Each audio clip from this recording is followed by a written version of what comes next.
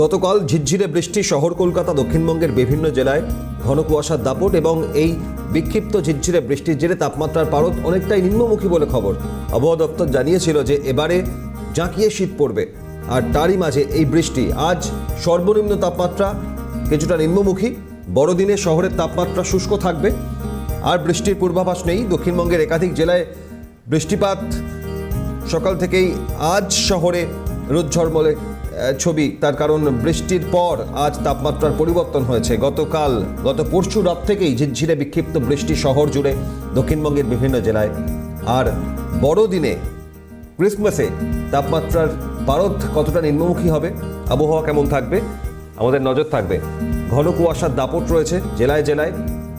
বাঁকুড়া, পুরুলিয়া, পশ্চিমাঞ্চলের জেলা থেকে দক্ষিণবঙ্গের বিভিন্ন জেলায় সর্বনিম্ন তাপমাত্রা কিছুটা নিম্নমুখী। তার কারণ গতকাল এবং গত পরশু রাত থেকেই ঝিরঝিরে বিক্ষিপ্ত বৃষ্টি হয়েছে শহর কলকাতা সহ জেলায় জেলায়।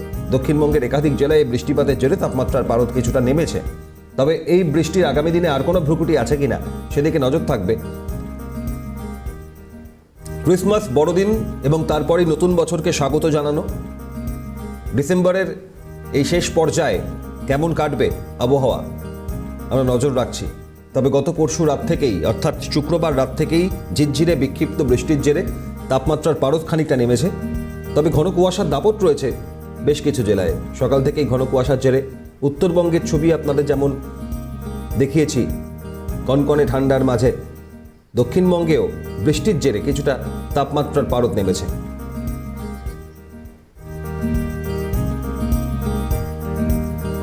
আমরা একবার জেলার দিকে চোখ রাখি। একেবারে উত্তরবঙ্গের জেলা কুচবিহার থেকে শশীকেশ, নদিয়া থেকে প্রসেনজিৎ এবং একই সঙ্গে মুর্শিদাবাদ থেকে ইকবাল আমাদের প্রতিনিধি রয়েছেন। আমি প্রথমেই ইকবালের কাছে যাই। ইকবাল, মুর্শিদাবাদে এখনো পর্যন্ত গত দুদিনের যে বিক্ষিপ্ত বৃষ্টি শহর কলকাতায় ঝিরঝিরে বৃষ্টি হয়েছে, তার প্রভাব কি মুর্শিদাবাদে পড়েছিল? তাপমাত্রার পারদ এখন কতখানি?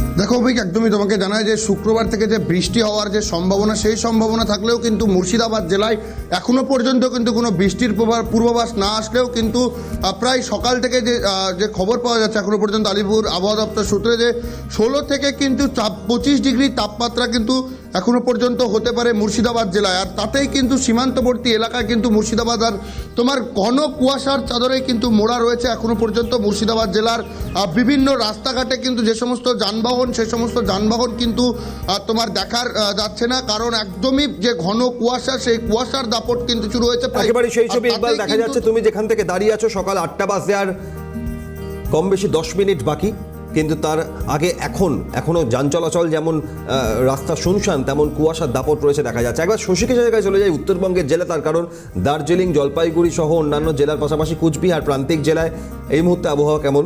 শশীকেশ।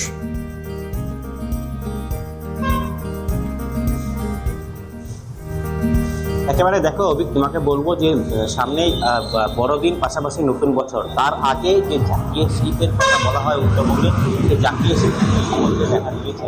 তোমাকে জানিয়ে রাখবো যে আজকে সর্বনিম্ন তাপমাত্রা 12 ডিগ্রি, সর্বোচ্চ তাপমাত্রা 25 ডিগ্রির কাছাকাছি থাকবে।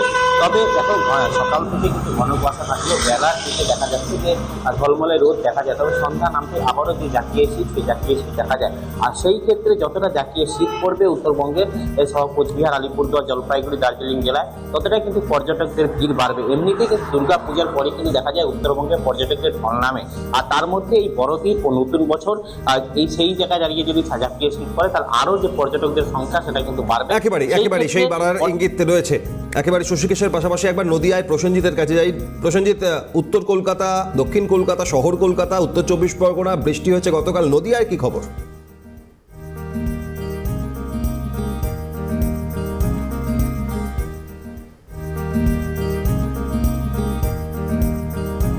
দেখো সকাল থেকেই কিন্তু কুয়াশার চাদরে মুড়ে ফেলেছে গোটা নদিয়া জেলা। অর্থাৎ এই ঘন কুয়াশার কারণে যেমন যান চলাচলের সমস্যা হচ্ছে, রেল চলাচলের ক্ষেত্রেও সমস্যা হচ্ছে।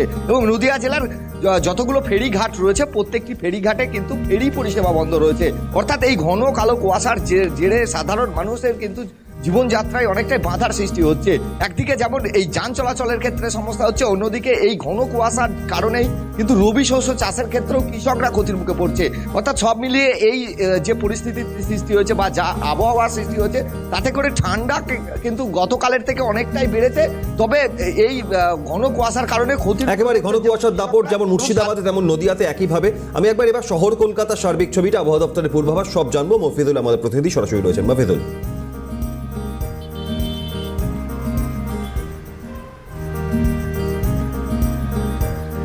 দেখো অভিক, তুমি যেমন সমস্ত জেলাতে যেভাবে ঘন কুয়াশা দাপটের কথা তারা বলছিল আমার সহকর্মীরা, তো শহর কলকাতায় কিন্তু সকাল থেকে সেরকম কোনো কুয়াশার দাপট নেই। তবে সকালবেলাতেই সূর্য দেখা গিয়েছিল, রোদ ঝলমলে আবহাওয়া ছিল। তবে কিছুটা বেলা বাড়ার সঙ্গে সঙ্গে মানে জায়গায় জায়গায় আংশিক মেঘলা এরকম কিন্তু দেখা যাচ্ছে।